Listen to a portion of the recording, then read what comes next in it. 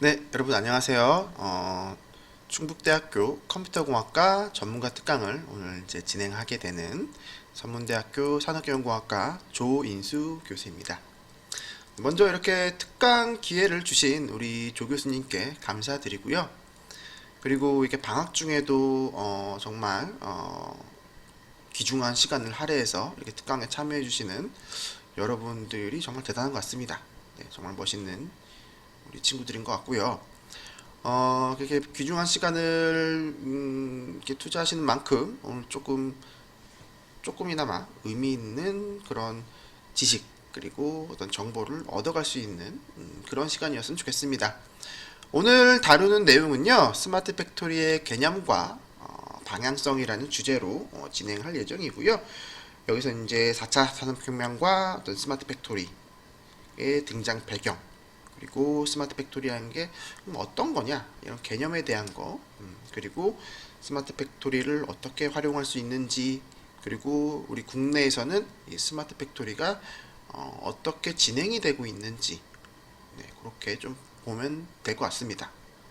네, 그 정도만 알아도 이 2시간이라는 짧은 시간 동안 좀 괜찮지 않을까 싶습니다. 네. 그리고 마지막으로 조금 뭐 이게 이 시간을 통해서 여러분들 우리 컴퓨터공학과 친구들이 만약에 내가 스마트 팩토리와 관련된 산업군에서 일을 하게 된다면 내가 우리 컴퓨터공학과 친구들이 어떤 역할을 할 수 있을까에 대해서 조금 한번 고민해보는 시간이 되면 더욱 좋을 것 같고요. 그렇죠? 네.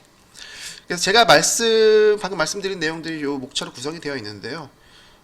특강치고는 상당히 목차가 길죠. 근데 내용은 쭉쭉쭉쭉 진행되면 될 것 같습니다. 네, 뭐 저희가 뭐 수식이 있거나 뭐 코딩을 하거나 이런 특강은 아니어서요. 편하게 드시면 될 것 같아요. 이게 뭐 전공 과목도 아니고 여러분들이 그냥 여러분들의 어떤 교양 지식을 넓히는 그런 하나의 특강이 아닐까요? 네, 그래서 편하게 들어주시면 좋을 것 같고 저도 편하게 진행을 하겠습니다. 사실은 좀 만나서 이렇게 수업을 하면은 훨씬 더 시간도 잘 가고 저만 잘 가는지 모르겠지만 훨씬 더 이렇게 좀 부드럽고 이렇게 액티브하게 진행될 수 있는데 뭐 이렇게 또 제 방에 혼자 앉아가지고 이렇게 진행하다 보니까 뭐 자칫 좀 딱딱하게 들릴 수가 있어요. 그렇잖아요, 그렇죠? 이렇게 화면에서만 보이는 2D로 보이는 이런 사람들은 금방 실증이 나죠. 뭐 예능 프로그램이나 뭐 미드나 뭐 이런 게 영화 같은 게 아닌 이상 그렇죠. 금방 실증 나기 때문에 그런 것들을 조금 최소화시키고자 노력을 좀 하면서 진행하려고 하는데 모르겠습니다. 여러분 어떻게 받아들여 주실지. 네, 그러면 한번 시작해 보겠습니다. 먼저 보실 내용은요. 4차 산업혁명과 스마트 팩토리라는 개념이고요. 이 산업혁명이라고 했을 때 뭐 여러분 산업혁명에 대해서 많이 들어보셨겠죠. 특히 4차 산업혁명은 뭐 요새 여기저기 뭐 안 빠진 데가 없죠. 그렇죠. 항상 나오는 말이고 제일 먼저 나오는 말이고.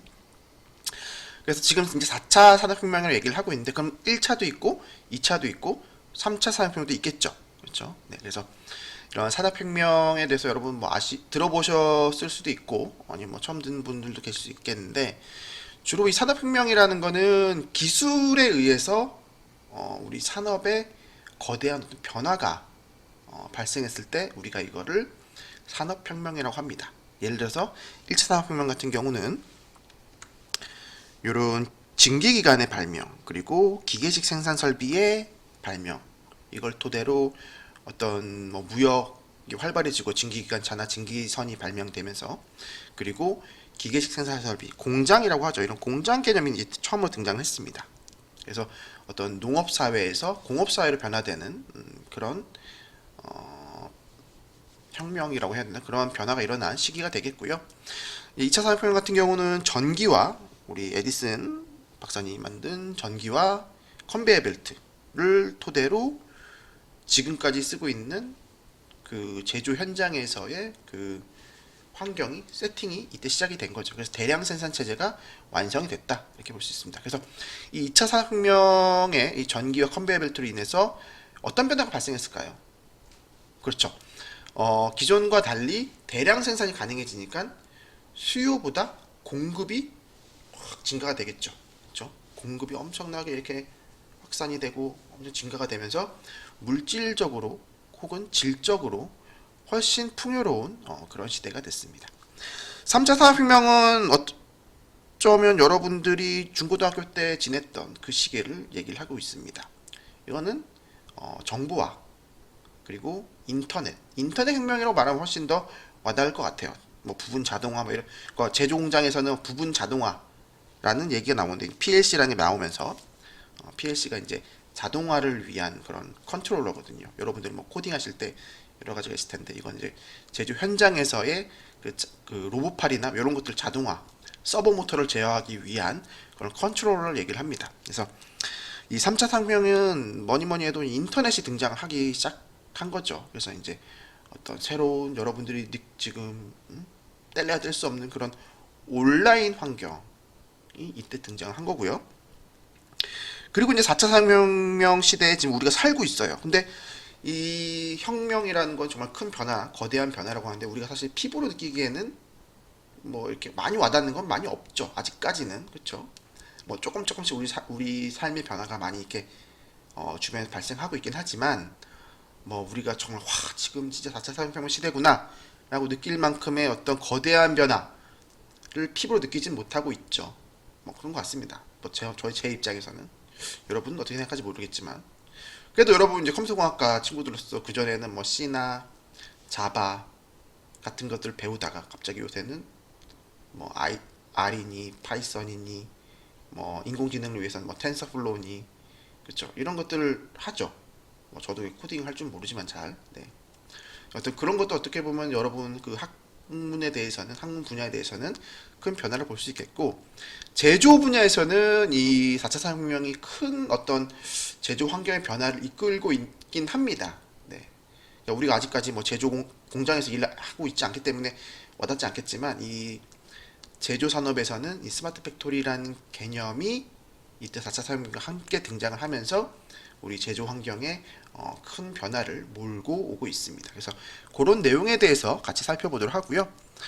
요거는 뭐 교양 차원에서 들으시면 좋을 것 같은데 산업혁명이라고 이게 했을 때 그럼 지금 우리가 어떤 이 4차 산업혁명이 도대체 뭐냐라고 한마디 정의하기가 쉽지가 않아요. 여기서 이제 잠깐 나온 거는 뭐 3D 프린팅 아까 제가 말했죠. 기술에 의해서 산업이 변화되는 걸 일반적으로 산업혁명이라고 합니다. 네. 사물 인터넷이니 그리고 뭐 이건 다 스마트 팩토리 관련된 거고요. 여러분 또 흔히 맨날 듣는 빅데이터니 그렇죠? 그리고 뭐 AI가 있겠고요. 그래서 ICBM이라고 하죠. 그렇죠? 그렇죠. IoT, 클라우드, 빅데이터, 모바일 뭐 이런 식으로 해서 우리 4차 산업혁명의 중요한 어떤 기술 요소라고 얘기를 하기도 하고요. 네. 그렇다면 그럼 도대체 4차 산업혁명이 뭡니까? 라고 했을 때 한마디로 정의하기가 이런 기술들이 등장해서 우리 사회가 변하고 있는 겁니다 라고 했을 때 되게 뜬구름 잡는 걸 같은 느낌이 들죠? 아닌가요? 뭐 이렇게 했을 때 이해하면은 좋은 거고요. 근데 혹시나 뭐 그렇지 않더라도 뭔가 조금 확 와닿는 느낌이 들기 위해서라기보다 그래서 제가 좀 다시 정리를 해봤어요. 저도 이제 이런 거에 대해서 학생들한테 가르쳐 줄 때 이렇게 나중에 좀 써먹으면은 좀 듣는 사람 입장에서 조금 정리하기 편하지 않을까라는 생각이 들어서 설명을 하는데 1차 혁명, 2차 산업혁명 같은 경우는 오프라인 혁명을 얘기할 수 있을 것 같아요. 그러니까 오프라인 그러니까 우리가 이제 물질 세계에서의 그런 변화. 그래서 1차 산업혁명은 물질 자원의 양적인 확대. 2차 혁명은 전기가 발명되면서 질적인 확대가 좀 일어나는 거죠. 에어컨, 세탁기, TV, 냉장고 이런 거 없어도 살 수 있지만 있으면 훨씬 더 우리가 이제 좀 풍요로운 질적으로 좀 높은 그런 삶을 살 수가 있는 거고요. 3차 산업혁명은 아까 제게 말씀드린 인터넷 혁명, 정보 혁명 뭐 이렇게 보서 온라인 혁명을 얘기할 수 있을 것 같아요. 그렇죠? 그래서 기존의 오프라인에서 새로운 어떤 가상 세계가 등장을 한 거죠. 여기서 뭐 여러분들의 뭐 아바타도 생기고 그렇죠? 싸이월드 같은 거. 싸이월드 아시나요 혹시? 싸이월드에 각각의 아바타가 있고 방을 꾸미고 제 미니 홈페이지에 그렇죠? 음악이 흐르고 여러분들 요새는 뭐 이게 뭐죠? 인스타 같은 개념인 것 같아요. 근데 그 당시 이제 세기말 감성이 녹아 있는 싸이월드 한번 쳐보세요. 궁금하시면. 네, 그렇습니다. 웃자고 한 얘기인데 네, 잘 즐겁게 좀 받아들였으면 좋겠습니다. 네. 네, 4차 혁명은 제가 정의하기에는 이런 온라인, 오프라인, 이게 O2O 혁명이라고 하거든요. O2O 융합 혁명, 온라인 투 오프라인, 오프라인 투 온라인, 이렇게 디지털과 아날로그가 자유자재로 변동이 되는 그런 세상이다. 그런 산업 체계다. 이렇게 보실 수가 있을 것 같아요. 예를 들어서 온라인에서 오프라인으로 이렇게 넘어가는 게 뭐가 있을까요? 뭐가 있을까요? 그렇죠. 여러분 흔히 조 교수님, 제가 정확히는 잘 모르지만 제가 전공 분야가 빅데이터 관련된 걸로 알고 있는데, 이게 어떻게 보면은 이런 디지털화의 가장 대표적인 사례죠. 우리 뭐 오프라인에서 존재하는 우리 생체 데이터, 생체적인 정보들, 그리고 뭐 각종 뭐 우리 제품과 관련된 그런 모든 우리 행동과 관련된 모든 정보들이 온라인으로 센서나 이런 것들을 통해 넘어가는 걸 우리 디지털화라고 하죠. 그렇죠? 네. 그래서 이제 이거 같은 경우는 스마트 팩토리에 뭐 디지털 트윈이라는 얘기도 하기도 합니다. 네. 좀 더 나중에 다시 뒤에 뒷부분에 나오는데, 그래서 이거 같은 경우는 센서죠. 센서 뭐 이걸 통한 데이터. 그렇죠? 디지털 데이터를 시키는 거죠. 그래서 흔히 이걸 이제 디지털 트랜스포메이션이라고 요새 되게 뭐 유행 같은 얘기죠. 산업계에서 디지털 전환 뭐 이렇게 얘기를 하고요. 아날로그화 이거 같은 경우는 뭐가 있을까요? 여러분들이 예를 들어서 요새 각 대학교마다 3D 프린터 기계가 많이 있죠. 그래서 여러분들 여러분들이 이제 컴퓨터나 이런 데서 그런 설계를 한 다음에 그거를 오프라인 물질 세계로 뽑아낼 수가 있겠죠. 그대로. 네. 그런 것들이 온라인과 오프라인 이런 것들이 자유자재로 이렇게 우리가 융합이 돼서 필요에 따라서 여기로 넘겼다가 저기서 여기 뽑았다가 이런 식으로 왔다 갔다 할 수 있는 그런 시대를 우리가 4차 산업혁명 시대라고 얘기할 수 있지 않을까 싶습니다. 네, 다음은 스마트 팩토리 등장 배경을 한번 살펴보실 텐데요. 일단은 이거와 관련해서 좀 이해를 좀 편하게 하시려면은 우리가 서비스 산업과 제조 산업의 어떤 차이를 좀 이해를 하시면 훨씬 편할 것 같아요. 네. 뭐 여기 나와 있는 내용 뭐 그대로 보셔도 되겠고, 일단 서비스 산업 같은 경우는 일반적으로 우리가 고부가가치 산업이라고 얘기를 많이 합니다. 그렇죠? 마진이 많이 남는 거죠. 서비스를 제공하는 거. 어떻게 보면 여러분들도 어떤 프로그램을 개발해서 그걸 팔면은, 그렇죠? 이건 좀 좋은 예는 아니지만 서비스 같은 경우는 그런 초기 비용이 많이 들지가, 초기 비용이라고 해야 되나? 운영 비용이 많이 들지가 않죠. 초기 비용도 그렇고 운영 비용도 그렇고 한번 세팅만 잘 해놓으면요, 그렇죠? 네, 그래서 이 같은 경우가 고부가가치 산업이기 때문에 한동안 많은 어떤 선진국들이 신경 많이 썼죠. 특히 금융 산업 같은 경우, 우리나라도 마찬가지로 제조보다는 서비스에 좀 더 치중하는 현상이 있었고요. 그나마 그래도 우린 제조 강국이어서 계속 제조를 뭐 놓진 않았지만, 미국이나 유럽의 많은 국가들이, 특히 흔히 선진국이라 하는 국가들이 제조보다는 서비스 산업에 좀 더 초점을 뒀어요. 금융, 의료, 관광, 뭐 이탈리아 같은 데는 관광으로만 먹고 살고 막 이랬죠. 그렇죠. 근데 이제 이게 2009년에 모기지, 서브프라임 모기지라는, 여러분들이 뭐 워낙 옛날이라서 이해하기 어렵겠지만 지금으로 치면은 코로나 같은, 뭐 코로나는 질병이고 그때는 이제 금융 위기였는데 금융 위기가 온 거였어요. 그래서 그 전에는 뭐 이제 미국 월가부터 해서 워낙 이제 금융으로 쉽게 말해 돈 놓고 돈 먹기라고 저는 그렇게 얘기를 하는데, 워낙 그 부가가치가 높은 산업이다 보니까 그쪽에만 치중을 했다가 그 어떤 모기지론에 의한 어떤 연쇄부도가 난 거예요. 그래서 전 세계 글로벌 금융위기가 왔습니다. 쉽게 말하면은 서비스 산업 같은 경우는 부가가치는 높지만 장점으로, 단점이 변동성이 너무 커요. 변동성이 엄청 큽니다. 지금으로 치면은 코로나가 발생해서 제일 힘들어하는 업종이 뭐예요? 항공, 그렇죠, 여행, 그리고 각종 그런 뭐 주로 이제 대면 서비스라고 하는 그런 서비스 업종들이 정말 힘들죠. 그렇죠? 잘 나갈 땐 잘 나가지만 이런 위기에 휘청휘청거려요. 그러니까 변동성이 엄청 큽니다. 그러다 보니까 얘네들이 놀란 거예요. 이거 서비스만 초점을 뒀다가 잘못하면 이거 이게 말아먹겠구나. 다시 이렇게 제조업은 지금 코로나 때문에 제조업이 지금 막 정말 문 닫고 있다, 막 위기다 이런 얘기는 좀 덜하죠. 상대적으로 서비스 산업에 비해서 음식점이나 뭐 이런 거에 비해서 그렇죠.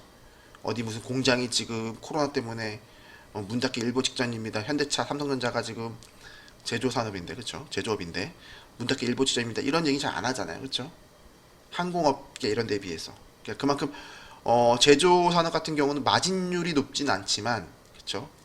변동성이 엄청 이렇게 크진 않습니다. 좀 안정적인 거죠. 그래서 이런 2009년 그 서브프라임 금융 위기로 인해서 제조에 대한 이제 다시 한번 관심을 받게 된 거예요. 근데 이미 그때 늦은 게 1990년도 후반부터 2000년도 들어서면서 많은 그런 기업들이 좀 인건비가 저렴한, 워낙 미국, 유럽 이런 데는 워낙 우리나라도 마찬가지지만 인건비가 워낙 높다 보니까 상대적으로 저렴한 중국, 뭐 동남아, 미국 같은 경우는 남미, 중미 이런 데다가 공장을 다 이전을 시킨 거예요. 그러니까 인건비가 싸니까 공장만 지어놓으면 인건비도 싸고 거기 뭐 처음 투자할 때는 뭐 법인세도 감면해주고 이러니까 그건 이제 오프쇼링이라고 하는데 전문 용어로 공장을 다 해외에다 짓는 거예요. 그렇죠. 훨씬 그러면은 이익률이 좋으니까 자국에서 운영하는 것보다. 근데 그렇게 하고 나서 보니까 다시 이제 제조업을 그럼 다시 좀 살려봐야겠네, 초점을 둬야겠네 해보니까 이미 그때 되니까 중국이나 동남아나 이런 데서 이미 경쟁력이 확 치고 올라간 거죠. 더 이상 그냥 똑같이 이렇게 뭘 해가지고는 따라잡기 어려울 정도로 이런 신흥국에 대한 어떤 제조 경쟁력이 확 증가를 하면서 와, 이대로는 안 되겠네. 이렇게 똑같이 경쟁에서는 우리가 뭐 인건비도 저렴한 것도 아니고 그렇다고 우리가 땅덩어리가 넓은 것도 아니고 뭔가 똑같이 해가지고는 답이 없다 해서 나온 컨셉이, 대신에 우리는 뭐가 있어요? 선진국 같은 경우는 우리라고 해서 좀 애매하긴 한데 독일이나 미국이나 일본이나 이런 제조 강국 같은 경우는 기술이 있죠. 그렇죠? 어떤 제조에 대한 노하우, 기술 이런 것들이 가지고 있죠. 그래서 그런 효율적인 제조 환경을 구축해서 기존의 신흥 경쟁국들과의 경쟁에서 조금 더 우위를 점하자 해서 나온 새로운 패러다임으로 나온 개념이 스마트 팩토리가 되겠습니다. 좀 정리가 되시나요? 그러니까 뭐 사실은 서비스업만 서비스업의 위기가 안 터졌으면은 스마트 팩토리는 개념이 안 나왔을 수도 있어요. 그냥 계속 뭐 중국에 짓고 우리나라 베트남에 지금 많이 짓고 있죠. 삼성 같은 경우는 이거 짓고 말았을 텐데 요런 어떤 위기가 이제 나타나면서 이게 제조업을 소홀히 할 수는 없겠다 해서 그 선진국들을 중심으로 나타난 게 선진국 중심으로 경쟁을 하기 위해서 나타난 컨셉이 스마트 팩토리입니다. 그래서 사실은 이 스마트 팩토리는 뭐 미국, 독일, 일본, 우리나라, 중국도 요새 관심을 갖고 있고요. 그 정도만 일단 사실 많이 관심을 갖고 있고요. 사실 뭐 베트남, 필리핀, 멕시코, 브라질 여기서는 스마트 팩토리에 별로 관심이 없습니다. 네, 오히려 자기네들의 그런 경쟁력을 약화시킬 수 있는 좀 부정적인 요인으로 볼 수도 있는 거죠. 그렇게 해서 등장을 했고요. 그래서 주로 여기 보시는 것처럼 주요 제조 강국에서 이제 이런 스마트 팩토리와 관련된 그런 정책들이 등장을 했습니다. 제일 먼저 이 스마트 팩토리와 관련된 그런 컨셉을 제안한 게 미국이고요. 09년도에 제가 말씀드렸듯이 금융위기 터지면서 이거 안 되겠는데 제조에 좀 다시 관심을 가져줘야 되겠는데 해서 이제 리메이킹 아메리카 뭐 이런 식으로 해서 등장을 했고요. 그리고 이제 요거를 지금의 스마트 팩토리 개념으로 발전시킨 게 이제 독일입니다. 인더스트리 4.0이라고 하고 요게 이제 스마트 공장, 스마트 팩토리의 개념을 만들면서 참조 모델을 만들었어요. 스마트 팩토리라는 거는 이런 식으로 구동이 되는 혹은 구현이 되는 운영이 되는 그런 공장이라고 얘기를 한다라고 이 독일에서 얘기를 한 거고요. 일본은 조금 다른 방향으로 발전했는데 얘는 로봇 기술이 워낙 뛰어나다 보니까 좀 자동화에 초점을 더 많이 뒀어요. 기존의 스마트 팩토리가 일반적으로 뒤에 나오지만 자동화 플러스 어떤 소프트웨어의 추가, 그 융합을 토대로 좀 더 고효율의 어떤 그런 공장 운영을 얘기를 하는데 일본은 그거보다는 자신들의 장점인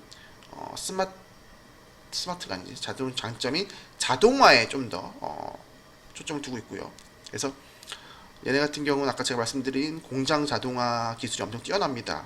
그래서 그런 것에 초점을 두고 있고 우리나라 같은 경우는 양으로 밀어붙입니다. 우리나라는 뭐 아직 뭐 특출나게 뭐가 없었기 때문에 이 당시만 15년도 나올 때만 해도 우리는 무조건 많이 짓고 보자 해서 나온 게 스마트 공장 3만쯤 이때 자료가 이제 1만 개인데 20년까지 지금 23년까지인가로 해서 3만 개를 만드는 게 목표예요. 양으로 밀어붙이는 겁니다. 고도화보다는 그런 어떤 정책을 피고 있고요. 다음으로 스마트 팩토리 개념과 특징을 한번 살펴보도록 하겠습니다. 이 스마트 팩토리 이상적인 개념은 기존의 어떤 공장 자동화, 이게 이제 하드웨어 컨셉이죠. 하드웨어, 이게 일본이 잘한다는 잠깐 말씀드린 공장 자동화의 수준을 넘어서서 어떤 새로운 소프트웨어, 여기서 이제 뭐 다양한 그런 정보 시스템이 등장을 하기도 하고 센서를 기반으로 한 뭐 IoT 사물 인터넷 환경, 그렇죠? 그리고 이제 빅데이터 분석, 그리고 뭐 인공지능을 해서 좀 선제적인 대응, 뭐 이런 것들 얘기를 합니다. 그래서 기존의 하드웨어 플러스 이게 요게 이제 많이 헷갈려요. 사람들이 스마트 팩토리면 그럼 똑똑한 공장이니까 혼자 자동으로 알아서 움직이는 거네 했을 때 그럼 자동화랑 뭔 차이냐? 라는 얘기를 제일 많이 해요.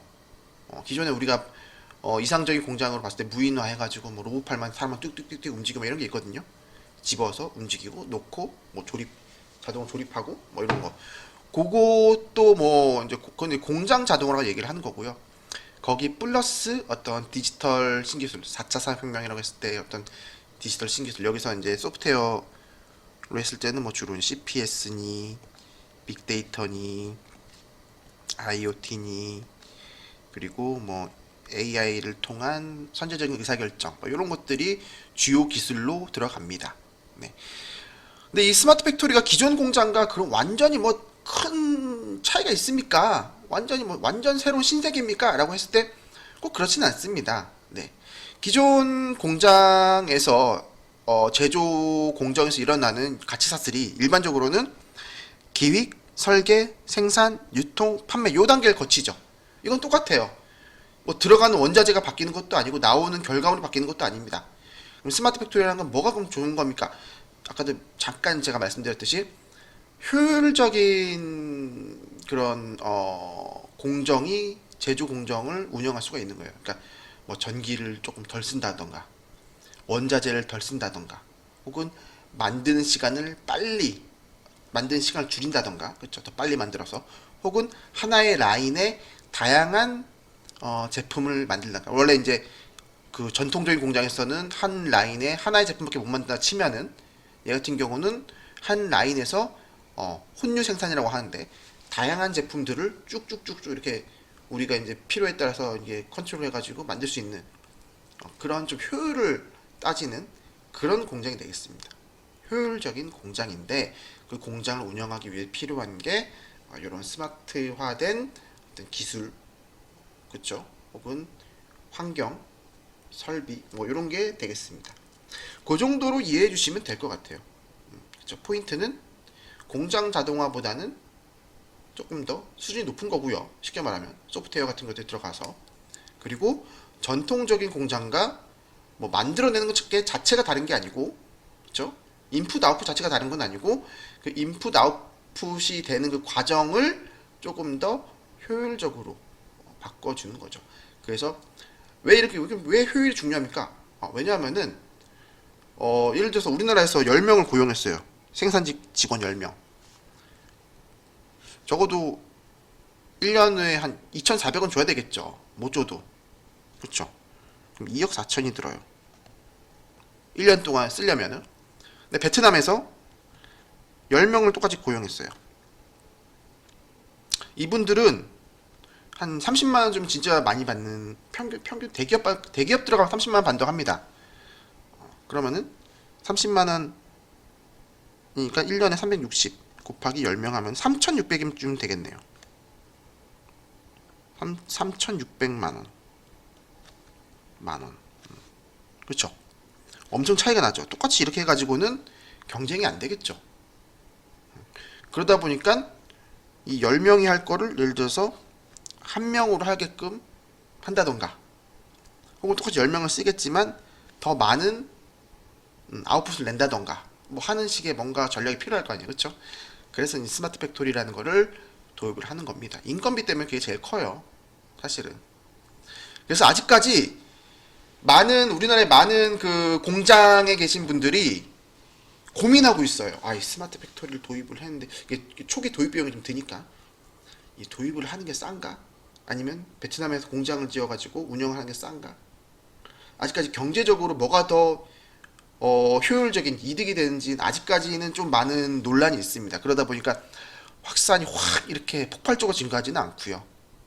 그렇죠? 그러니까 이 스마트 팩토리 어쨌든 이제 기업하시는 분들은 그 경제적인 관점을 무시를 할 수가 없으니까 막무가내 투자할 수가 없죠. 그러다 보니까 아직까지 그런 고민 많이 한다고 합니다. 네, 그래서 언젠간 이런 인건비 문제가 베트남 인건비가 확 증가했다, 소득 수준이 높아졌다 하면 그때는 어쩔 수 없이 요렇더라도 우리나라에서 뭔가를 해야 되겠죠. 아니면 또 인건비가 더 싼 아프리카나 이런 데까지 가야 될 수도 있고요. 근데 아프리카 가는 것도 고려를 해봐야 되는 게 물류비가 또 만만치 않겠죠. 베트남, 중국, 인도네시아 여기까지는 그래도 물류비가 좀 덜하지만, 그렇죠? 아프리카에서 우리나라까지 물류비가 보통이 아니겠죠. 그런 것들도 종합적으로 고려를 해야 됩니다. 그게 이제 경영이죠, 경영. 그렇죠. 의사결정. 그걸 이제 수식으로 하면은 산업공학에서 다루는 수치적인 데이터 기반의 의사결정. 경영학과에서 의사결정하면은 쟤네 저 기업이 저렇게 했네, 우리 기업도 이렇게 할까 해서 케이스 분석을 통한 의사결정. 그 차이가 있겠죠. 네. 잠깐 짚고 넘어가는 경영학과와 산업공학과의 차이였습니다.